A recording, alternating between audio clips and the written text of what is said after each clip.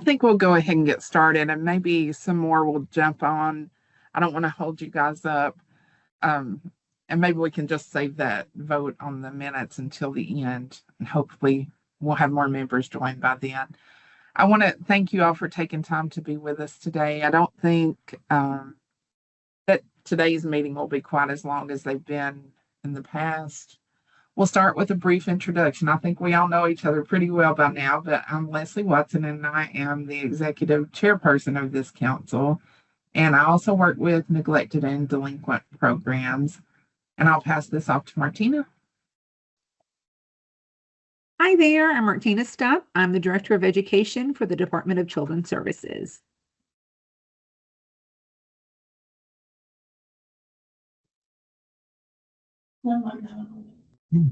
Did you want me to pass it off or just? Yes, please. Oh, I am so sorry. I'm going to pass it off to Chandrea. Hey, Martina. Hey, everyone. Chandrea Hersey, Senior Associate Counsel for Civil Rights and Academics at the department, and here supporting legal capacity. I'll pass it off to Brian. Hi, Brian Douglas, Cobb County Schools Student Support Supervisor.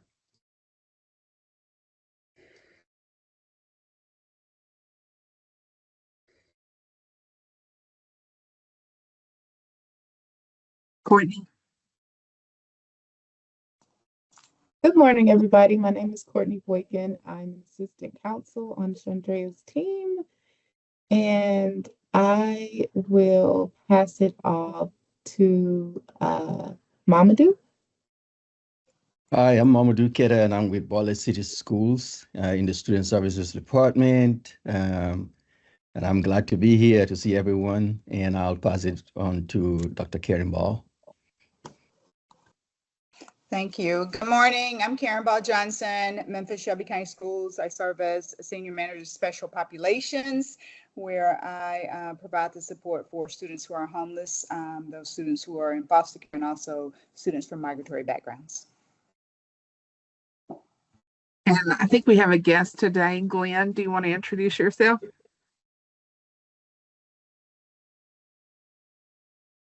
Glenn. Yes, ma'am. Sorry. You're fine. Oh, right. Good morning. Good morning. Okay, we're going to skip the review and approval of minutes in hopes that we'll have some more members join us before the meeting's over and move on to updates from the field. I just want to provide a time for anyone to share any issues or concerns that they have, or any highlights that they want to share, any success stories. And Brian, we'll start with you.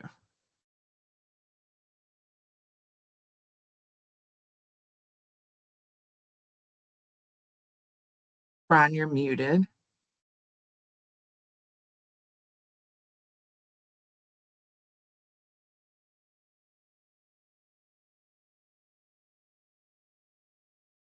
Brian, are you able to hear me?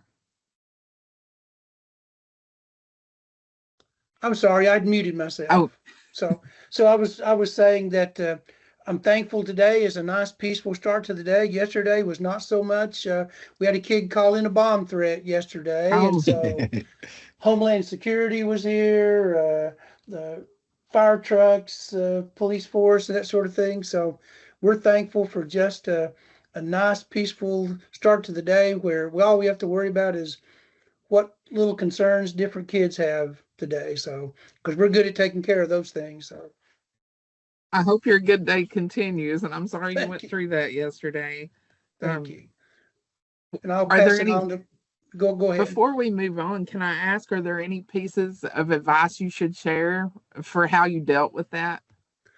Well, we first of all, we have a good team, that safety team, and it kicked into full gear yesterday, and we got the appropriate people in place who certainly all the Cobb County High School is across the street from our building, and all the kids in the high school were evacuated to the football stadium parking lot. It was a nice, pretty day, which allowed that to happen, and we had buses in place in case the kids had to be transferred to an off-site location. And after all the emergency folks came in, they sort of took charge of the situation and helped guide it. So the procedure looked like that we went through and checked every single room in the building, all the outdoor buildings. It turned out to be a false alarm, and we're thankful for that. And now courts are involved with the young person who made that threat. So, and we're dealing with that today. So Wonderful that your systems that you had in place were so effective, though, to deal with it. We're So all that's- thankful for that. That's great news. Okay, Mamadou, can we pass to you?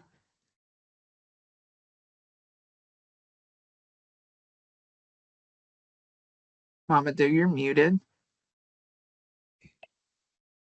Sorry about that. I was just saying that I have a new administrator at the alternative school this year. Brand new, has never been a school administrator before. This is the first go. And so I am currently working with her, to kind of like give her an idea about what our vision is as far as, and has been at the alternative school, and how we need to proceed. So I'm working together with the counseling and the intervention supervisor to make sure we are, giving her the right direction and making sure our kids are taken care of by the alternative school. So that's one thing that's happening. That's a big undertaking to take Yes. someone that's never worked with alternative students and put them in that setting. But I trust that you'll do a great job with it. You have All right, thank you. a great philosophy there. Martina? I really don't have anything updates to share. Very, very, very busy, of course. Yes. Lot of children in DCS custody. I think we have over 9,000. So just a lot of moving parts and ensuring that they're receiving that quality education that they deserve. So that's all on my end. Thank you. Dr. Ball? Hello. Nothing that's really new or exciting happening here. We have lots of homeless families that we're trying to identify and support and feed. Let me add that. Also, our foster care population continues to grow. So the needs there are immense, but we're trying to work with DCS to make sure those those children have what they need in order to attend school and be successful. So that's it. Wonderful. I listened to the presentation for your district at the FBI conference and was so impressed at all the wraparound services you have in the community. It was so impressive. No. In fact, I put that on my list of things that we could include in the NEP conference if it gets approved. So I think that would be really key. Thank you for sharing that. Let's see, who do we have that's Josiah, I see that you've joined. Do you want to share any concerns that you have right now, or any positive things you want to share that are going on in your district? Hey guys, sorry I'm late. I'm actually in transit to a doctor's appointment that popped up. So sorry for not being able to participate as I usually do. Things are going well in our world.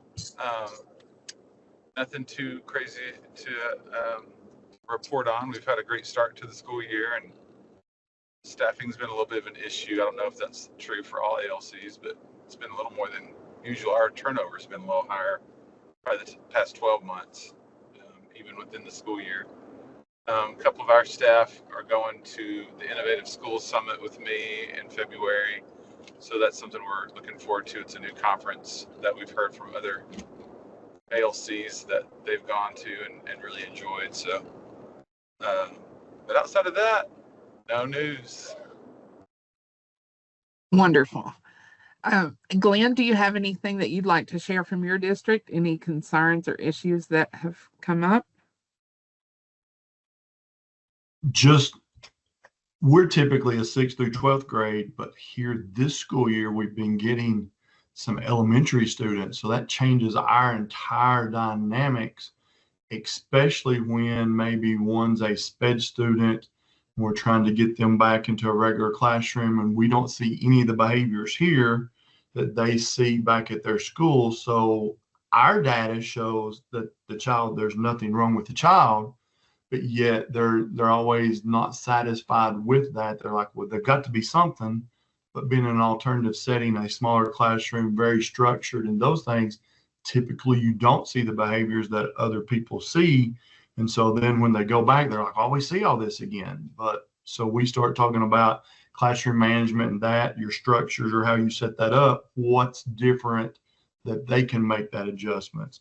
As Cotton County had told about their bomb threat this morning in Jefferson County, we had a report, just general, that a student thought they heard a gun cock, a pistol cock on a bus. They alerted the bus driver, which alerted EMS and those same things. Whereas Cotton County's got Mr. Casey, we've got Miss Carrie Trent and Ron Overton, and our response team responded and took care of that, searched the bus.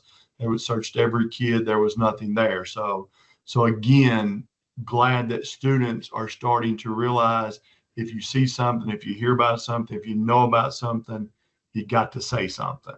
All the kids want to say that's snitching. And I always tell them in my intake meetings, if you are a bank robber with a group of people, everybody else in that bank robber is going to snitch on you because that's called a plea bargain for them and they get a lighter sentence. So trying to explain some of those things to students. Besides that, our numbers are up and down. Of course, THC vaping is still our big issue, and it's going to remain an issue until something new comes along.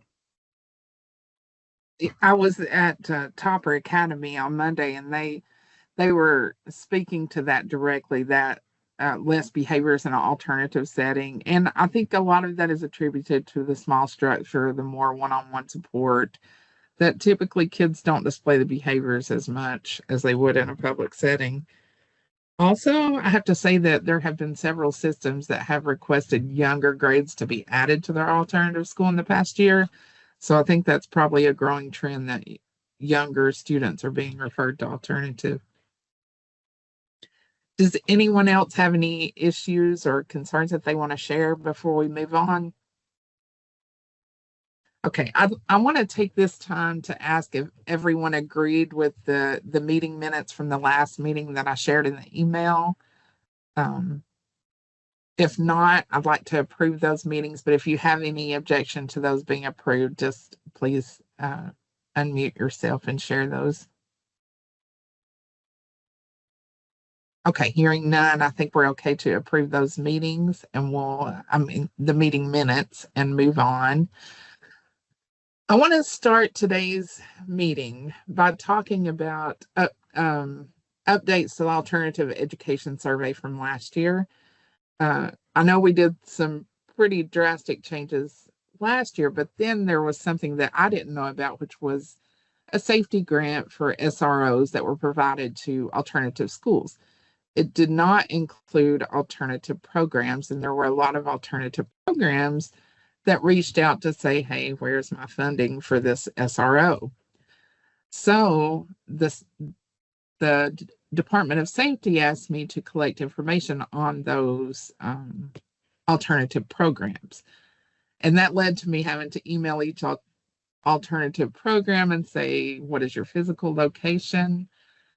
So I want to add those changes into the survey for this next year. And I've started a list of things that I think would be good, and I'll go through this list, and then I want to ask you for your input or your opinion on any of these changes.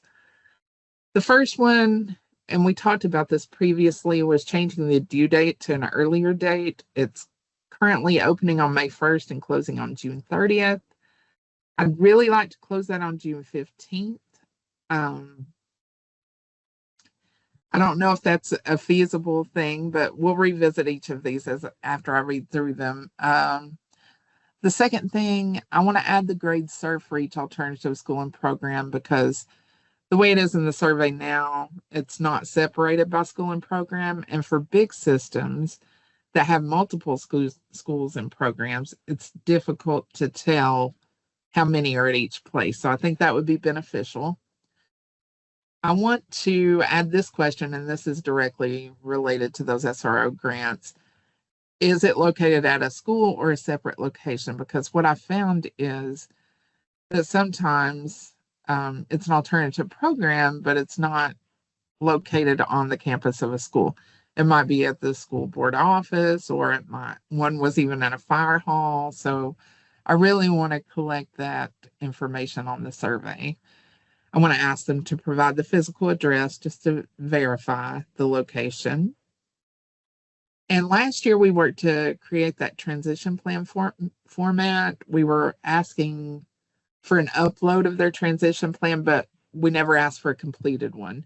This year, I'd really like to ask for at least one completed transition plan so that we can see that the transition plan is happening when they move to alternative school and when they move back. Because I think what we're finding is that some schools they're not doing it on the move to the alternative, and they were only doing it on their return to the homeschool from alternative. So I would like to ask for that one completed upload.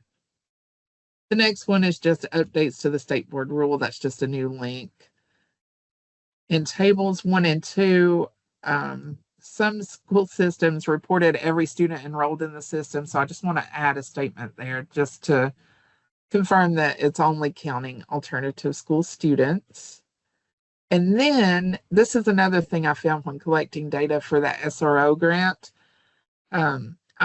Some of these report that they're an alternative school, but when I go into the school directory, they're actually listed as hybrid non-traditional schools. Some were virtual schools, some were technical schools. So I really want to make a drop down there so that if they report they're a school and this SRO grant provides an SRO to an alternative school, but it won't provide one for like a virtual school. So I want to make a drop down there so that there's a distinction.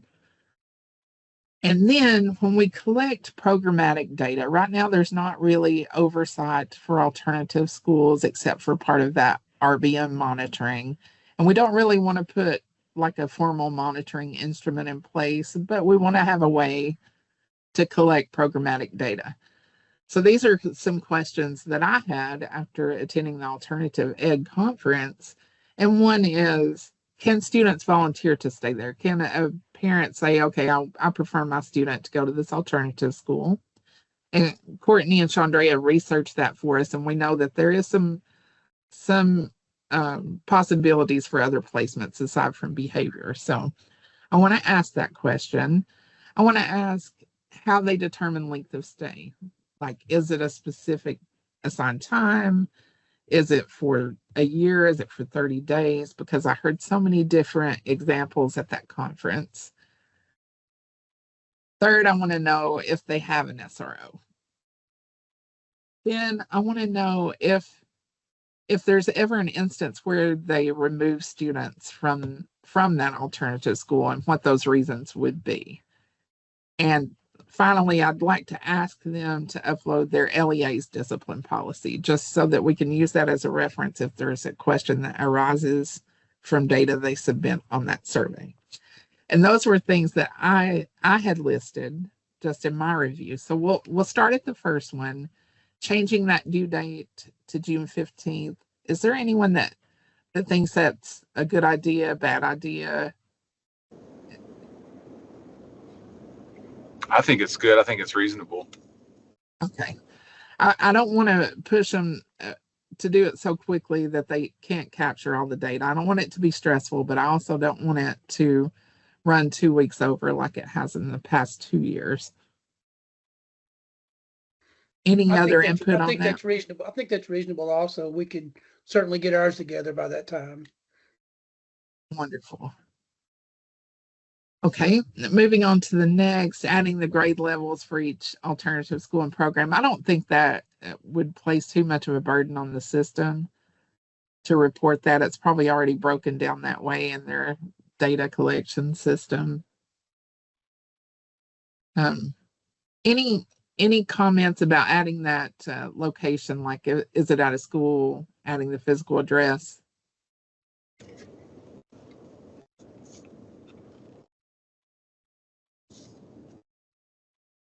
Okay.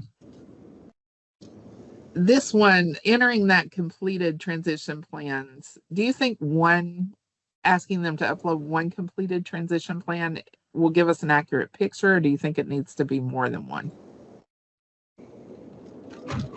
I think it'd be interesting to see at least two, Okay. even if it's like a middle and a high school or something like that. Oh, that's a good idea. Good idea. I didn't even think of. Or like a 0 tolerance and a non-zero tolerance, or just get something different.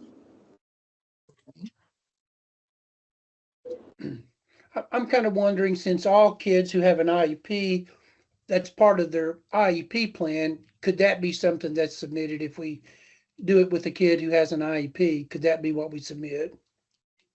Well, I think because the transition plan for alternative ed has so many components that aren't included on that IEP transition plan, I really think that it needs to be separate. Okay. Because there are so many things required in the alt ed transition plan that are not included in that. No, they could include that in addition to, but I really think it should be separate. Okay. Do you think it would be beneficial to get the data around how many students are students with disabilities at an alternative school versus not? I think it's a good idea, especially, yes, I think that is a good idea, Martina. Because, I mean, there's a lot of policies around students with disabilities and discipline and stuff. So, it could trigger some other concerns based upon the results of that information. And right now that is the only piece that's monitored in alternative schools. Part of the RBM is the IDEA piece. So that's not a bad idea.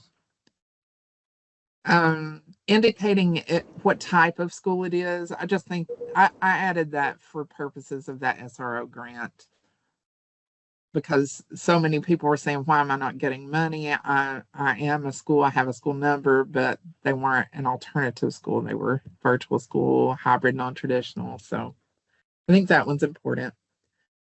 And then when we talk about collecting programmatic data, do you think that these questions are reasonable questions to ask? Or are there other questions that you think we should be asking?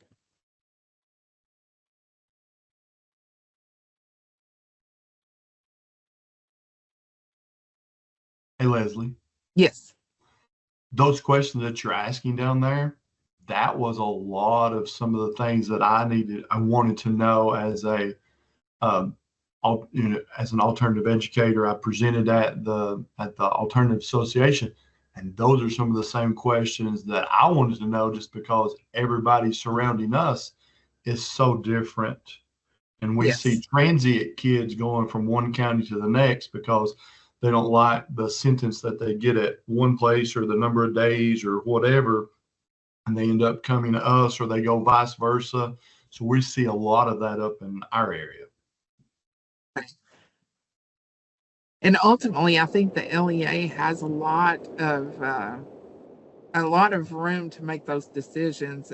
According to the research that Chandrea and Courtney did for us, the LEA really does have some room for choice there. So, but I would be interested just to see the responses. Like, I want to see like the variety that we have across the state, so we can come to some sort of consensus on how they're treated at different schools.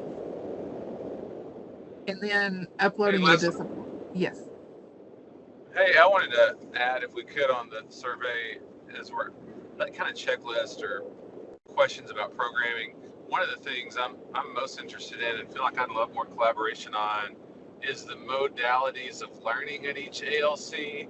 Like I know some districts to put kids on Adminim or Apex, whereas some districts are teaching classes with, traditionally scope and sequence materials, assessments, like teachers teaching.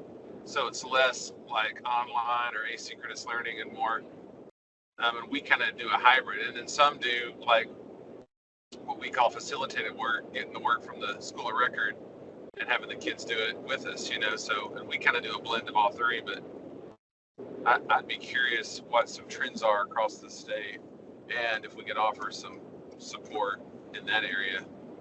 Okay.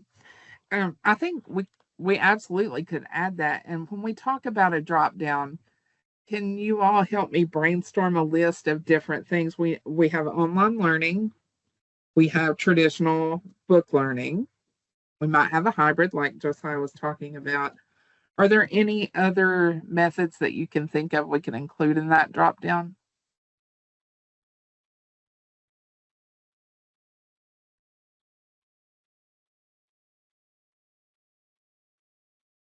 I know that sometimes our students can end up in homebound for various reasons. Like probably that's where our bomb threat kid would end up for a few days. He was court ordered that he couldn't be on campus until he had a mental evaluation. Oh, yes, and some can use a virtual option. There are some out there using that if they have a virtual school option. Okay, so we can definitely add that. And I think that's a lot of changes for this year. Are there any other changes that anyone can think of that we need to add to that survey? Leslie, I know that there under the staffing part of the survey, it asked about a school resource officer. Was that not sufficient to get the data you needed? It was not sufficient because we didn't break it down by like tying it to a school. Like some were schools, and the SRO grant only provided the SRO money to an alternative school. It didn't provide it to the program. So there are lots of programs that are located on a school site, and therefore they have an SRO from the school. But then we found that there are programs that should be on a school site, but they're not. They're out somewhere else and they don't have an SRO and they didn't qualify for that funding. So I want to get more detailed information about that physical location. So and hopefully Leslie, that'll clear it up. So Leslie, just a thought about information that might be valuable is I know that a lot of the work we do here with our struggling kids is refer them to various agencies, partners that we have in the district. Would it be valuable to know how many alternative schools use that kind of help? Yes, I think we could probably put a narrative place in there to say, do you have community partners that help to provide services? I think that would be good. And a good place for them to share any promising practices that we might not know about. Like when I visited Topper Academy, I was so impressed at they have a substance abuse counselor that's on staff at the alternative school. And I thought that was so impressive, but that's not data that we collect directly.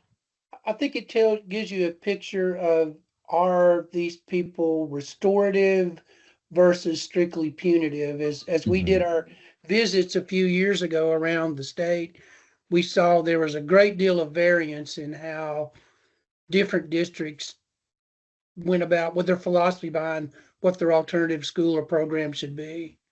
Yes, I think that's a good thing to include there.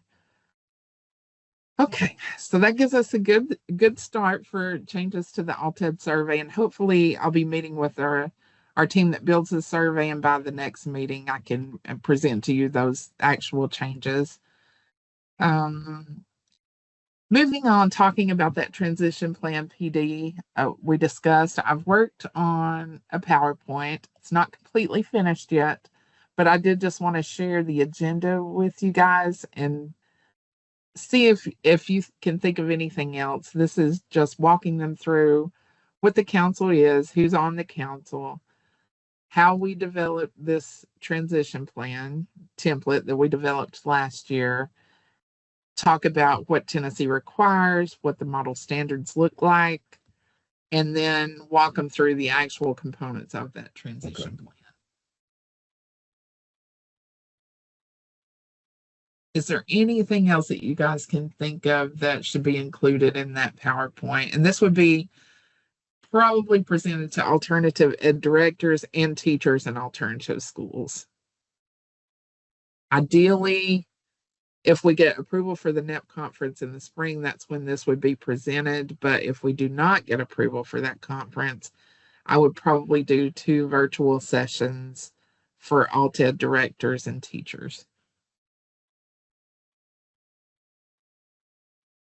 I've got a question, just because we don't run, of course, DCS alternative schools and stuff. Yes. But these transition plans, is that something in policy that's required, or is it just a best practice?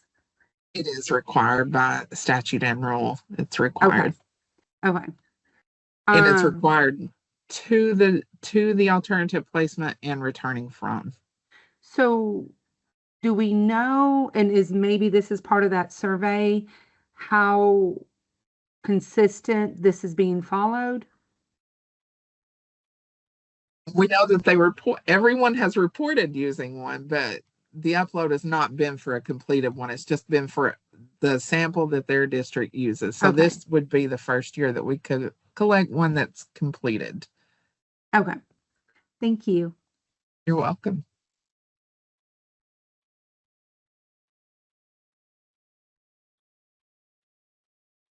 Okay, we'll move on to updates about that alternative education annual report. It's officially been COMS approved and it's available on the website and it's in TDOE resources on ePlan.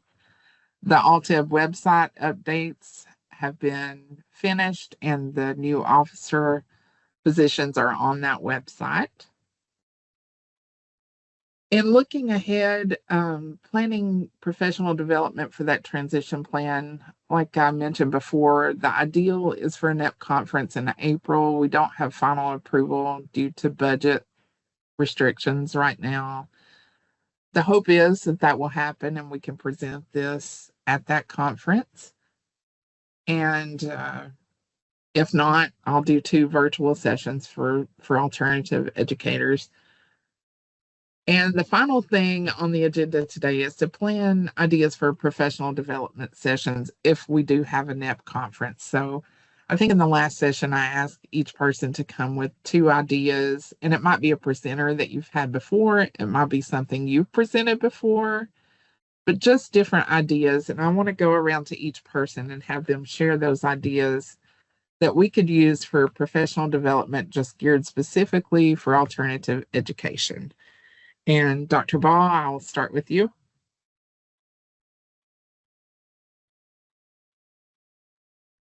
Okay, Leslie, can you repeat that one more time? I had someone step in my office. You're fine.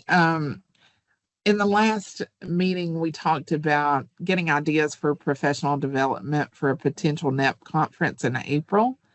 And we just wanted to get a couple of ideas from each member on things we should present, things that would be helpful.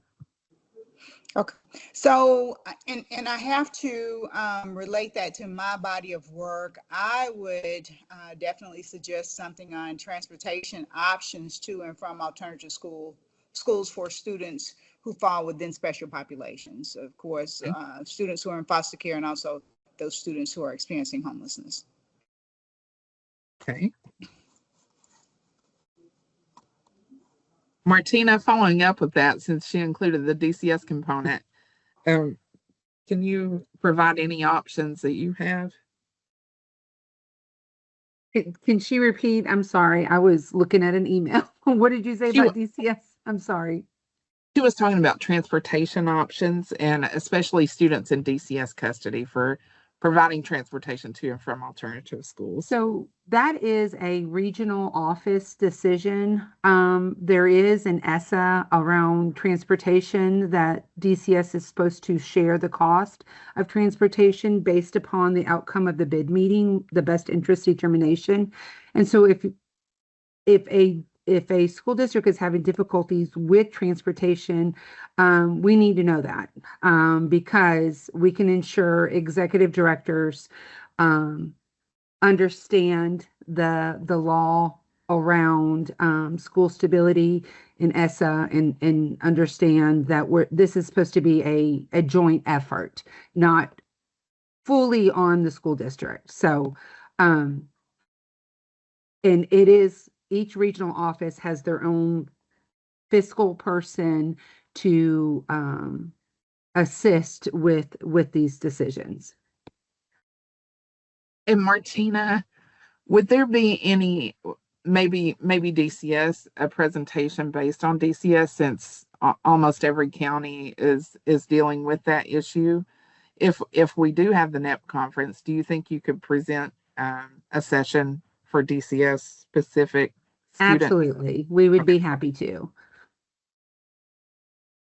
Okay, Mamadou, do you have any topics that you think would be useful to present? Yes, and it's going to be focused on restorative practices and how it applies in an alternative school, and also trauma-informed practices as well. I think that mental health piece is going to be very important for people to see that there are schools that are run and they have that kind of a vision for an alternative school. Like Brian was saying, we've visited a lot of schools, and some of them are very punitive, and I don't think that that's the purpose for having an alternative school. We bring students there so that they can get the help that they need. I think that would be very helpful. Wonderful. Josiah? Hey, thank you. I can't agree more with what Mamadou just said. I think the concept of shifting the focus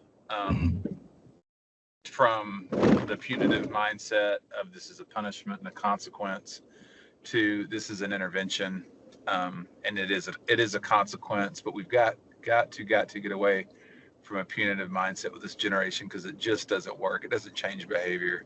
So I'm constantly focused on that in our program, and I've had the chance to present at a couple of the state alt ed conferences and even the NEP conference on restorative. But also I love one of the things we're really mindful about is an integrative approach to school health.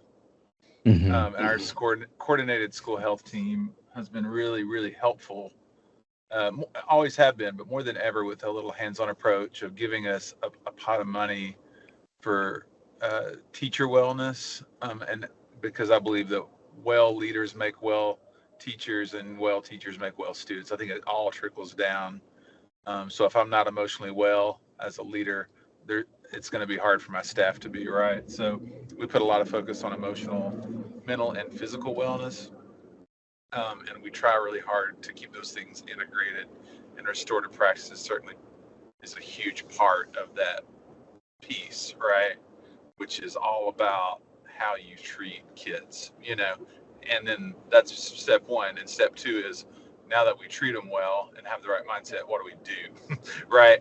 And a lot of people will say they do restorative things and they don't at all. And they may even say they have good mindsets as a team and they're not. So like aligning all those things, that's the number one I think of. And then the second thing I would add is, again, getting back to the academic piece. Like, we've been really working hard the last couple of years, because our district has really hit PLC work hard, which in the PLC world, if you know it, we're all considered singletons. Like, there's one person who does everything. There's an English teacher, a math teacher. So how do you get a team to collaborate academically if you're the only one doing your thing? So I think it might be interesting to do some professional development around the singleton work of ALCs. I agree. Coming from a residential setting, it's difficult to develop that community, just a collaborative community where you can go to other people for input. And I actually heard Josiah and Mamadou, you both presented at a NEP conference before that I attended. Yes. And maybe that would be something we could include in the NEP conference this year. Yeah. And maybe. I think we are on a panel, right? Yes, you were. Yeah. Okay. So I'll probably have to connect with Josiah and see what we can bring together in that aspect and see if we can be able to do something, present or Yes. or you can create we can go the panel route again. And both of us should, I think I'll be prepared to be on a panel. And I promise to let you guys know as soon as I hear if we have approval for that conference so that we have adequate time to plan. I do know that if it does happen, though, it will not be until April. Okay. Brian? So all those ideas so far sound like really great ideas. One thing I would throw in is, in addition to just restorative practices, other trainings like youth mental health first aid, which is very valuable, how you respond to somebody when your goal is not to be a trigger. Something that was valuable in other conferences we've had was we had some roundtables, and sometimes they were facilitated by panel members. A few times we broke them up into smaller programs and larger programs, and had those things. And I found there was a lot of learning from colleagues about how they do different things around the state. That is, I love that idea. And that actually at the TAEA conference that you were part of, Glenn, I learned so much by just sitting in those discussions with other alternative education people. I learned a great deal by doing that. Okay. Susie, I see you've joined us. Do you have any topics that you'd like included in that NEP conference? Okay, we'll come back to Susie in a minute. Glenn, are there any topics? And I have to say, I really enjoyed your session at the TAEA conference. And maybe that might be something you'd be interested in sharing at this conference as well. I'm going to apologize real quick that my my director of schools and my district supervisor was in my office or on telephone call just a second ago. So I skipped a little bit of it. But what my colleagues have said, those subjects, that mental health, that,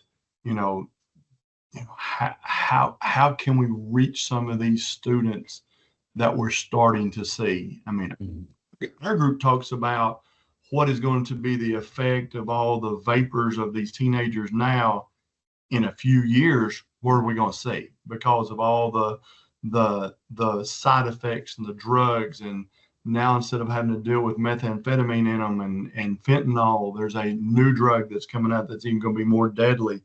So kids are experimenting with all this stuff. The threats, the online threats on the phone we are up in our county at this time, we're probably up, 40% higher on threats. Thank goodness all of them have been unfounded, but still that's those threats and those pieces. What are we going to do in society? So we've got to, there's multiple moving things, but what my colleagues have said, I agree with their topics. Thank you. Susie? Okay, can you hear me? Yes. Okay, sorry about that. My computer froze. I have, and I apologize for being late. I was finishing up with a class. I jotted down these ideas when I'm working with teachers and they are facilitating learning where the work is coming from the home schools. I think anything about best practices for those type of sessions, whether it's a study hall or a facilitated learning, what are some best practices in structuring that? What are some teacher moves they can use for that? And then how do you respond to, I finished all my work? Like, what do you do with that time? So I would love a session, and I would even help with it too, if needed, about how to really do well with facilitated blocks on your schedule where the students are doing the work from other schools. The other thing I thought about was strategies for work avoidance. Like when the students, how to spot actual work avoidance because they mask it in a lot of ways, and then how to respond to it. I'd be curious to learn more about how we can celebrate and positively reinforce behaviors within the alternative ed setting. I know that there is some I mean, obviously, we're going to have tight accountability for behavior and we want to address that, but also how are we celebrating and offering positives to them?